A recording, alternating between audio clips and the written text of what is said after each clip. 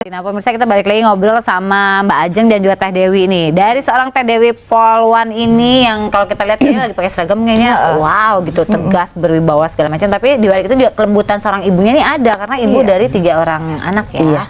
Nah, Mbak, tadi aku bertanya nih, kalau anak bohong kemudian ketahuan, boleh nggak sih kita menghukum? Kata Mbak Ajeng, oh ya memang harus kayak seperti itu yang dia dapatkan gitu. Kalau berbohong ada hukumannya. Hukuman apa sih yang boleh kita berikan buat anak-anak, terutama balita kita nih? Ya, kalau pertama sebetulnya sebelum memberikan hukuman, tentunya kita sebagai orang tua sudah memberikan penjelasan mengenai kenapa sih kalian tuh tidak boleh berbohong. Jangan ketika anak berbohong kita baru kasih penjelasan seperti itu. Sebetulnya dari awal kita sudah menjelaskan mengenai kenapa sih seseorang tuh harus jujur. Kenapa kalau berbohong itu pasti ada sanksinya. Jadi anak-anak siap ketika mereka melakukan kebohongan tadi, ya dia harus tahu bahwa pasti akan ada hukumannya gitu loh. Hukuman untuk anak balita tentunya akan berbeda dengan anak yang sudah cukup dewasa ya gitu. Jadi hukuman disesuaikan dengan tingkat usia anak. Kalau balita biasanya apa? Kalau balita misalnya nih kamu misalnya bohongnya apa dulu nih Tan? Misalnya siapa yang makan permennya kakak? Si balita sebenarnya makan atau makan snack-snack bisa gitu kan, anak-anaknya sepelenya makanan ya. Enggak kok, bukan aku padahal makan itu. Ya Mbak bocah ya bilang enggak tapi ininya gitu, bayang kata itu gimana? Sebenarnya kita mau ngasah udah keburu mau ketawa, takutnya tapi jadi kebohongan-kebohongan lain ya. Jadi kita kasih lihat ke anak-anak kita gini nih, Mama tahu kok kalau kamu yang makan. Kenapa? Bukti bercecer. Kamu nih ada nih bukti-bukti di pipi kamu tuh masih nempel tuh, misalnya permennya warna pink atau apa tuh ada di sini. Iya, jadi anak bisa tahu bahwa sebetulnya namanya kebohongan itu bisa dicari satu penyebabnya apa. Jadi kita tanya baik-baik sama anak gitu, ada cek ngobrol baik bahwa kamu kenapa kepengen ya, masih kepengen lagi permennya gitu. Kenapa nggak minta aja sama kakak gitu. Misalnya kan permennya kakak, ya habis nanti nggak dikasih gitu ya. Misalnya si anak itu, oke, coba tanya dulu, udah dicoba belum tanya sama kakak? Enggak, tadi tapi aku nggak kepengen, udah tahu pasti kakak nggak kasih ke aku gitu misalnya gitu ya udah. Nah, tapi kasih tahu juga kepada anak bahwa sebetulnya langkah apa sih yang harus dia lakukan supaya dia tidak perlu berbohong, ya kan? Jadi misalnya dia minta sama Mbak Ajeng, kita angkat dulu ya teleponnya ya. Halo, selamat pagi. Selamat pagi. Selamat pagi. Iya, dengan siapa ini? Selamat pagi, Bu. Iya, dengan siapa ini? Dengan Sanusi di Pamulang. Pak Sanusi di Pamulang. Silakan Pak Sanusi, pertanyaannya ini apa? Menarik ini. Berkaitan Sanusi di Pamulang. Ya. Ini berkaitan dengan Polri ini. Berkaitan juga dengan para psikolog. Ya. Anak-anak dari segi teori paradigma kriminologi. Jadi secara sosiologis itu kalau anak-anak kita itu sejak kecil diajak berbohong, maka tentu akan berpengaruh terhadap perilaku anak-anak itu, ada perilaku yang menyimpang. Apalagi kalau sampai dia tersesat. Agama sudah jelas bahwa seseorang itu jika dia tidak berbohong dari sejak kecil sampai dewasa, maka dia disebut Al-Amin.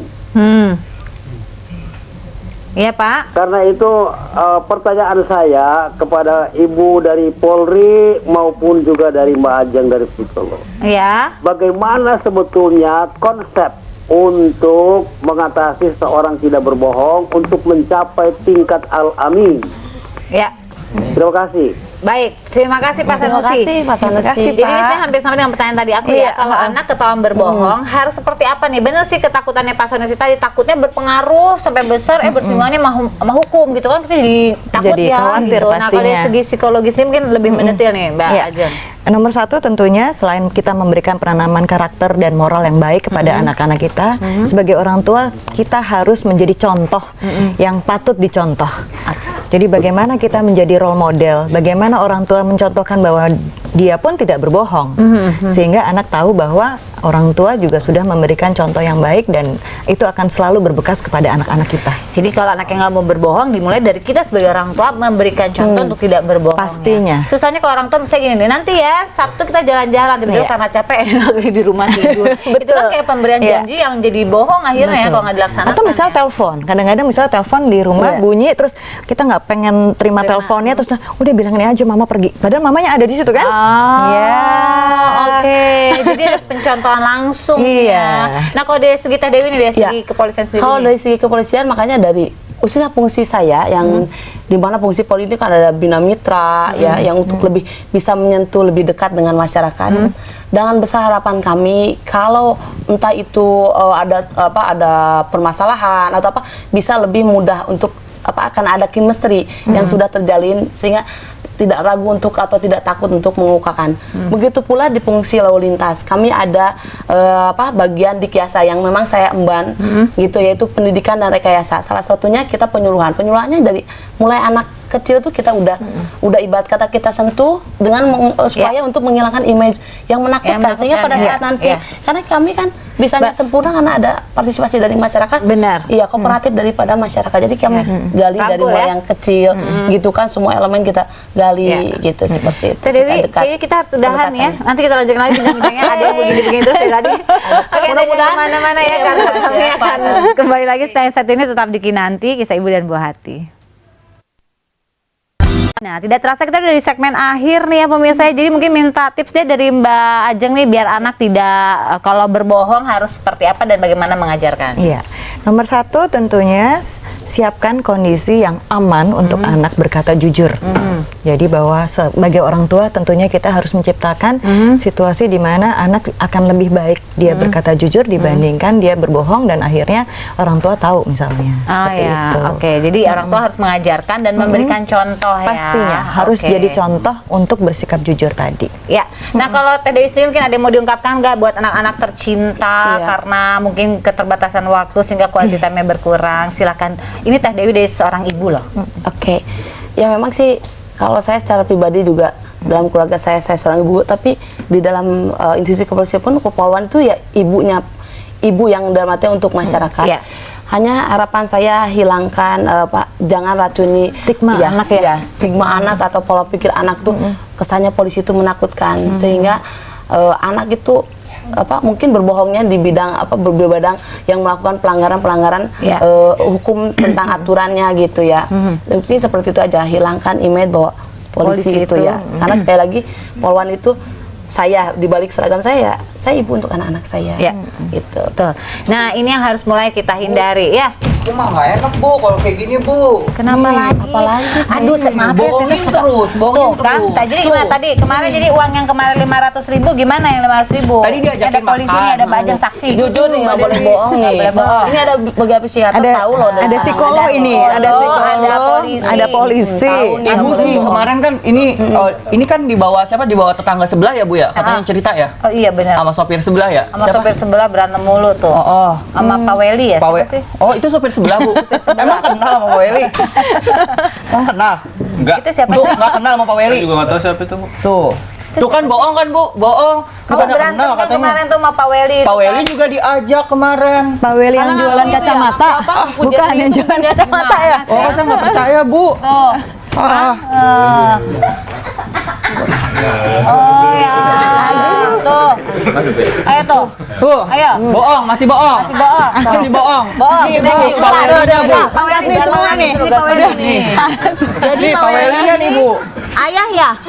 Katanya nggak kenal, Bu. Nggak kenal gitu ya ampun. Ini adalah darah daging dan kamu tidak mau mengakui maling kundang. Ayo kamu banyak minta maaf sama ayah. Kamu tuh telah berbohong. Sungkem ya, harus sungkem loh.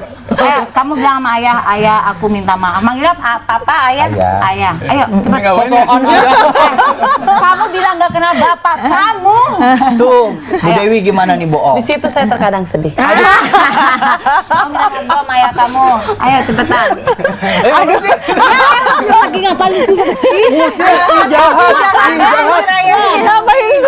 Udah ngaku aja. Anak dulu. Kayaknya kalau sama saya dielus-elusnya gitu. Kapan lagi dielus mama? Adit. Bukan Adit. Berarti ini siapa? Ini Gian. Gian sayang, nggak boleh bohong ya nak ya. Oh, cerita ke mak ayahnya sungkem dulu nak.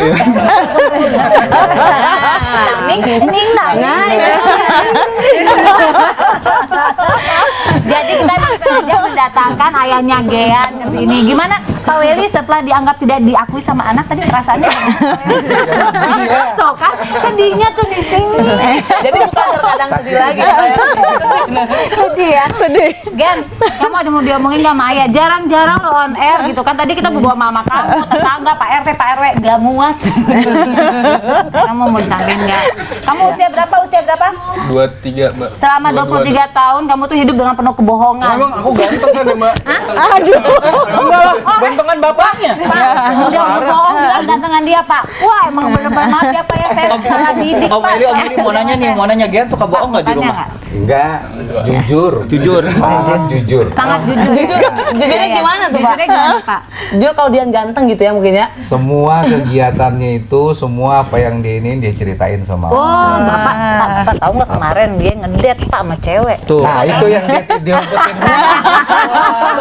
Itu yang diumpetin. Bapak tukeran nomor telepon aja sama saya Pak. Ya. Nanti saya kasih tahu kelakuannya. Ntar lama-lama gue dipanggil Gian mama lagi. Enggak, maksudnya mama angkat, mama angkat. Kan Gian suka bohong. Udah, kalau gitu Gian, kamu sungkem lagi sekali lagi sayang sebagai closing kita di hari ini, ayo dong. Salam. Kok kamu ini idenya Om Panji ya? Om Nova sama Mbak Dina tuh ya.